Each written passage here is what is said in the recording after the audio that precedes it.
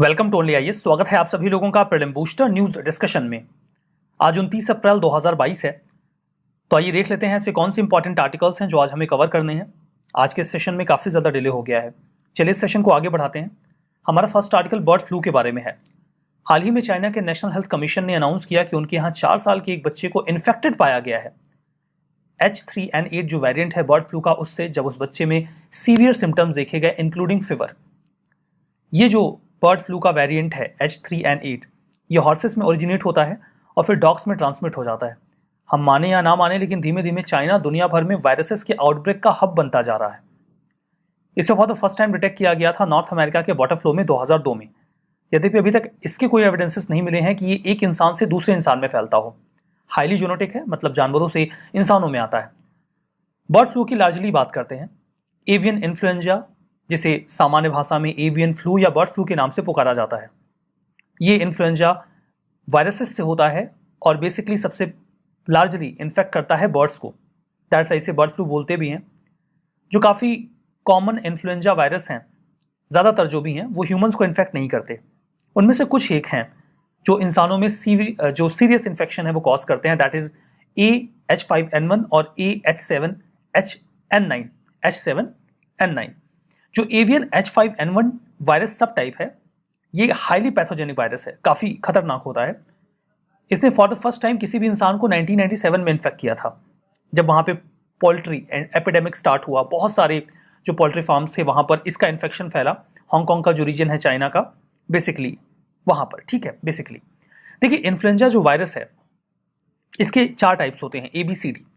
Influenza A और B दो ऐसे टाइप्स हैं जो एपिडेमिक या सीजनल इन्फेक्शन लगभग हर साल कॉज करते हैं। इसका प्रभाव लगभग हर साल हमें मोरलनेस देखने को मिल जाता है। जो इन्फ्लुएंजा C टाइप है, ये मेनली इंसानों में होता है और अक्सर ये डॉग्स या पिग्स में हम देखते हैं, उसके बाद ये इंसानों में आता है। जो इन्फ्लुएंजा D है, ये मेनली कैटल्स में होता है और ये अभी तक तो इंसानों को इन्फेक्ट ना करने वाला वायरस या जो सब टाइप है वो बना हुआ है। कॉमन सिम्टम्स कफ, फीवर, सोर थ्रोट, गले में खराश, मसल एक्स, हेडेक और ब्रेथ की शॉर्टनेस, सांस लेने में दिक्कत, ये सारी प्रॉब्लम्स आती हैं। लेकिन अगर ये प्रॉब्लम लंबी चल जाए तो लाइफ थ्रेटनिंग कॉम्प्लिकेशंस भी क्रिएट कर सकती है, like pneumonia, respiratory failure, kidney का काम ना करना या फिर हार्ट प्रॉब्लम। ट्रीटमेंट कैसे करते हैं? देखिए, एंटीवायरल ट्रीटमेंट सबसे बेस्ट होता है। जैसे ही सिम्टम्स पता चलें, इसका इलाज शुरू कर देना चाहिए। यद्यपि एक बात और भी देखने वाली है कि ज़्यादातर जो एंटीवायरल ड्रग्स होते हैं वो AH5N1 और AH7N9 के खिलाफ काम करते नहीं हैं, तो दिक्कत हो जाती है। फिर भी ध्यान दिए जाने की ज़रूरत तो ज़रूर से रहती है। देखिए, यहाँ पे एक प्रश्न है H1N1 वायरस के बारे में। 2015 के प्रीलिम्स में यूपीएससी ने पूछा था। आसान सा प्रश्न था। उस समय इसका आउटब्रेक काफ़ी मैसिव स्केल पे था, बहुत ज़्यादा न्यूज़ में था और उस समय के लोगों के लिए काफ़ी ज़्यादा आसान रहा होगा कि उन्होंने करंट अफेयर्स पढ़ा होगा। तो सिंपली पूछा गया था किससे एसोसिएटेड है, और जवाब था D, यानी कि स्वाइन फ्लू। तो स्वाइन फ्लू उस समय काफ़ी ज़्यादा प्रभावी था और उसी रेफरेंस में H1N1 वायरस काफ़ी ज़्यादा न्यूज़ में था। आगे बढ़ने से पहले ये जानकारी है प्रारंभ यूपीएससी फाउंडेशन कोर्स 2023 के बारे में।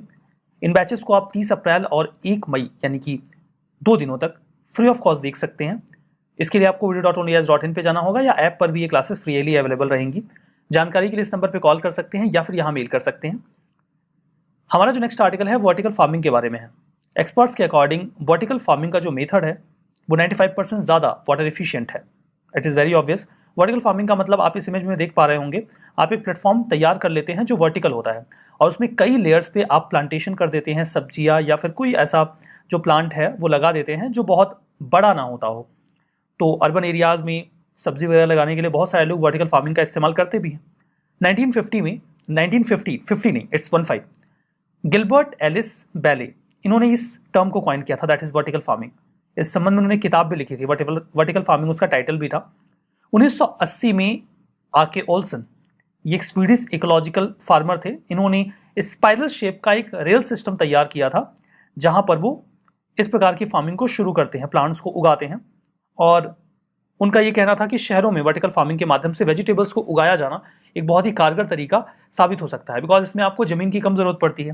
तो मॉडर्न कॉन्सेप्ट इसका जो वर्टिकल फार्मिंग का है वो 1999 में इवॉल्व होता है। प्रोफेसर डिक्सन डेस्पोमियर इसे इवॉल्व करवाते हैं। इसमें हॉरिजॉन्टल फार्मिंग हम करते नहीं है, जैसा कि नॉर्मली आपने खेतों में देखा होगा सब्जियों को उगाया जाता है। रादर हम कोई वर्टिकल प्लेटफॉर्म तैयार कर लेते हैं जिसमें वेरियस लेयर्स में हम कोई भी प्लांट्स उगाते हैं। वर्टिकल फार्मिंग एक बहुत ही ब्रॉडर सिस्टम है जिसमें एरोपोनिक्स और हाइड्रोपोनिक्स भी शामिल हो जाते हैं।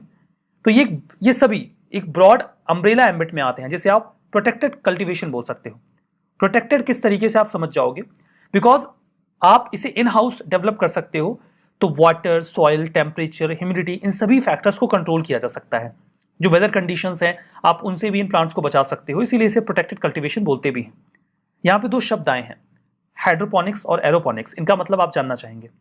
हाइड्रोपोनिक्स में बेसिकली होता यह है कि हम जो खेती करते हैं या प्लांट्स लगाते हैं उनमें मिट्टी का इस्तेमाल नहीं होता, बल्कि जो जड़ होती है वो पानी के किसी बाउल में तैरती रहती है जिसमें किसी भी प्रकार की कोई मिट्टी नहीं होती। जो पानी होता है उसी में कुछ न्यूट्रिएंट्स डाल दिए जाते हैं और जड़ उसी पानी से न्यूट्रिएंट ले लेता है। तो बिना मिट्टी की आवश्यकता के हम हाइड्रोपोनिक्स में जो प्लांट्स हैं उनको उगा लेते हैं। यहाँ पे जो एरोपोनिक्स होता है इसमें जो जड़ होती है वो हवा में यूं लटक रही होती है, किसी भी प्रकार की ना तो कोई मिट्टी ना ही कोई पानी। समय समय पे इस पर कुछ न्यूट्रिएंट्स स्प्रे किए जाते हैं, उन्हीं से अपनी एनर्जी ले लेता है और बाकी एयर को लेकर काफ़ी एक्सपोज होता है, तो हवा से भी अपना जो नरिशमेंट है वो लेता रहता है। तो ये होता है एरोपोनिक्स, मतलब मिट्टी का इस्तेमाल नहीं होता। एरोपोनिक्स में जड़ें हवा में होती हैं और हाइड्रोपोनिक्स में पानी में होती हैं। इसका एक कंबाइंड वर्ड हमारे सामने आता है, दैट इज एक्वापोनिक्स। एक्वापोनिक्स में दो की वर्ड्स हैं, एक तो है एक्वाकल्चर जहाँ पे आपने पता होगा कि जो फिश वगैरह है उसका कल्टीवेशन किया जाता है। फर्दर हाइड्रोपोनिक्स जहाँ पे जो जड़ें होती हैं वो पानी में होती हैं। तो हम एक ऐसा चैम्बर बना सकते हैं जहाँ पर नीचे मछलियाँ हों और उसी में हम हाइड्रोपोनिक्स वाले पौधे लगा दें जो बिना मिट्टी के पानी में अपना न्यूट्रिएंट लेते रहें। अब दोनों को फायदा हो जाएगा, जो फिश हैं वो न्यूट्रिएंट रिच वेस्ट तैयार करती रहेंगी जिससे एनर्जी लेंगे ये प्लांट्स, और प्लांट्स ये जो पानी है उसे फिल्टर और प्यूरिफाई करते रहेंगे। तो मछलियों को भी फायदा हो जाएगा और प्लांट्स को भी फायदा हो जाएगा। तो एक सिम्बायोटिक रिलेशनशिप होती है एक्वापोनिक्स में प्लांट्स और एनिमल्स के बीच में। एडवांटेजेस तो बहुत सारे हैं, मतलब इससे क्रॉप यील्ड बढ़ती है, ये वेदर कंडीशन को लेकर ज़्यादा रेजिस्टेंट होते हैं, अच्छे से बियर कर लेते हैं। इकोलॉजिकल जो इकोसिस्टम डिसरप्शन है उससे भी हम बचे रहते हैं, एनवायरनमेंट को कंजर्व कर पाते हैं और पानी की भी बचत होती है, ज़्यादा पानी का इस्तेमाल इसमें नहीं होता है। देखिए जीरो टिलेज यानी कि फार्मिंग या एग्रीकल्चर से रिलेटेड क्वेश्चंस आते हैं, यही इस क्वेश्चन का ऑब्जेक्टिव है। 2020 का प्रश्न है ये, जीरो टिलेज एग्रीकल्चर, बिना जो गुड़ाई होती है या फिर जो ट्रैक्टर से आप मिट्टी उखाड़ते हैं उसके आप एग्रीकल्चर कर लें, जीरो टिलेज। इसमें 3 स्टेटमेंट है।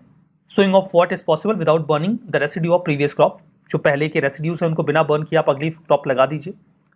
Without the need of nursery of rice sapling, यहाँ पे जो हमने देखा होगा धान के पौधे होते हैं उनको एक एक करके लगाया जाता है, तो यहाँ पे हम डायरेक्ट पैडी प्लांट कर देते हैं सॉइल में, जो गीली सॉइल होती है उसमें। कार्बन सिक्वेस्ट्रेशन सॉइल का इसमें पॉसिबल होता है। 3 के तीनों ही गिवन स्टेटमेंट यहाँ पे करेक्ट है, डी इज द आंसर। हमारा जो नेक्स्ट आर्टिकल है वो मलचा महल के बारे में है। दिल्ली की गवर्नमेंट ने प्लान किया है कि वो 14वीं सेंचुरी के इस मॉन्यूमेंट को फिर से रिनोवेट करेंगे। दिल्ली में रहने वाले बहुत सारे लोगों को ये पता नहीं होगा कि दिल्ली के सेंटर में जंगल में ये एक मलचा महल एग्जिस्ट करता है। लोग समटाइम्स से हॉन्टेड भी बोलते हैं कि यहाँ पे भूत रहते हैं। 1325 में उस समय के सुल्तान फिरोज शाह तुगलक ने यानी कि FST ने इसे बनवाया था। तब इसका इस्तेमाल हंटिंग लॉज के तौर पे होता था। वो जंगलों में जाते थे शिकार करने, तो यहीं पे ठहरते थे। बाद में ये जो अवध के नवाब के डिसेंडेंट्स यानी कि वंशज हैं उनका घर भी बन गया, ऐसा कहा जाता है। बाद में देखिए इसका नाम विलायत महल रख दिया गया, बिकॉज बेगम विलायत महल जो अवध की थी उन्होंने ये क्लेम किया कि वो अवध की रॉयल फैमिली से बिलोंग करती हैं। बेसिकली जब प्रीवी पर्स को खत्म कर दिया इंदिरा गांधी जी ने, तो उनके पास लाइवलीहुड के मीन्स रह नहीं गए। पहले तो पेंशन मिलती थी, वो बंद हो गई, तो उन्होंने काफ़ी लंबे समय तक प्रोटेस्ट किया। दिल्ली में जो स्टेशन है उसका एक जो VIP लॉज है उसको उन्होंने पकड़ लिया था, वहीं पर रह के वो प्रोटेस्ट कर रही थी। जानकारी जब इंदिरा गांधी जी को लगी तो उन्होंने कहा कि हम आपको कोई रेसिडेंस दे देंगे क्योंकि हमारी वजह से आप डिस्प्लेस हो रहे हो। तो उनको जो DDA के फ्लैट्स हैं वो देने की कोशिश की गई कि वो वहाँ पे रह लें, लेकिन वो लोग काफ़ी लंबे समय से ऐसे एंसेस्ट्रल प्रॉपर्टीज़ में रहे थे, तो वो वहाँ रहना नहीं चाहते थे। उन्होंने कहा आप हमें कोई ऐसी जगह दीजिए जो आइसोलेटेड हो, जहाँ पे हम शांति से रह सकें। तो 1995 में फाइनली उन्हें ये मलचा महल दे दिया गया। तो उन्होंने अपना एक लंबा समय मलचा महल में बिताया। फिरोज शाह तुगलक FST की बात करते हैं, 1309 में इनका जन्म हुआ था और दिल्ली की थ्रोन को इन्होंने अवेल किया सल्तनत पीरियड में। मोहम्मद बिन तुगलक जो इनके कजिन थे, उनके डिमाइस के बाद सत्ता FST यानी कि फिरोज शाह तुगलक को मिली। ये तीसरे रूलर थे तुगलक डायनेस्टी के।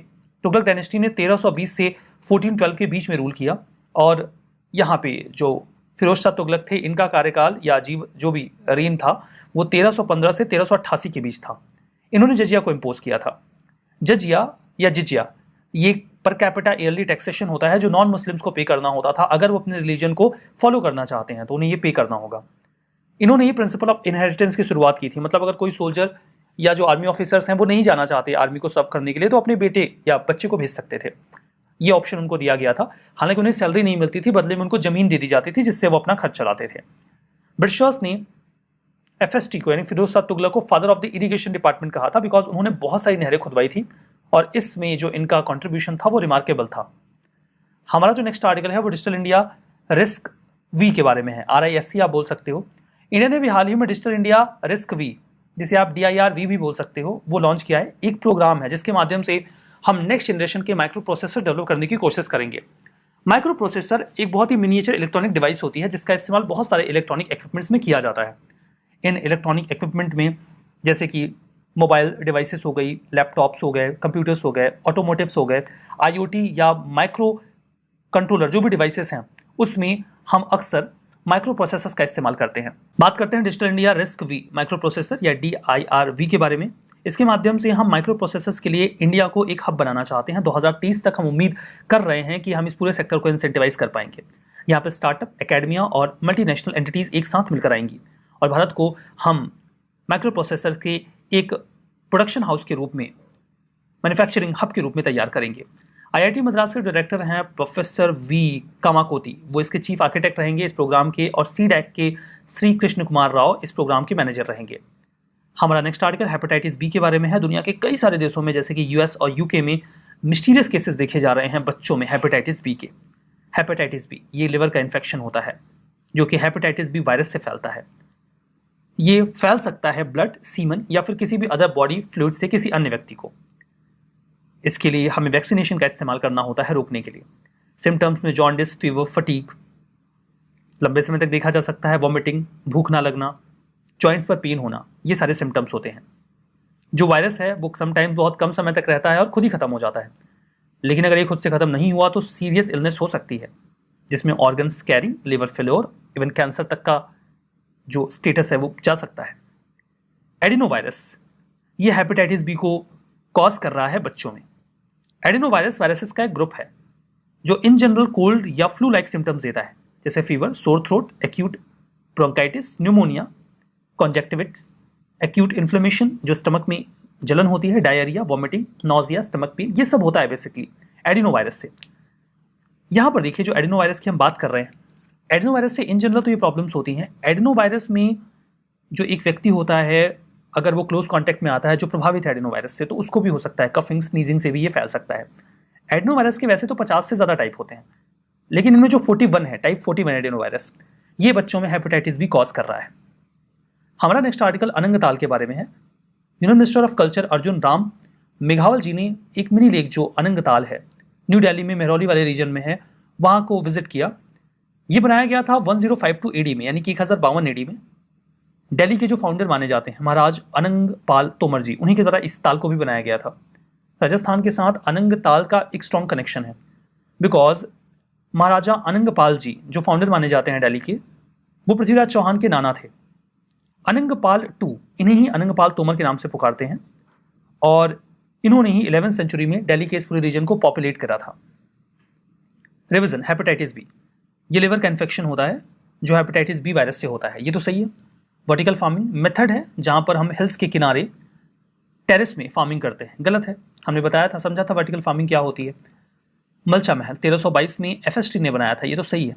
अनंगताल पृथ्वीराज चौहान ने बनाया था, नहीं, अनंगताल अनंगपाल तोमर जी ने बनाया था। ठीक है, हमारा ये सेशन यहाँ पे समाप्त होता है। That's all for now, thank you very much.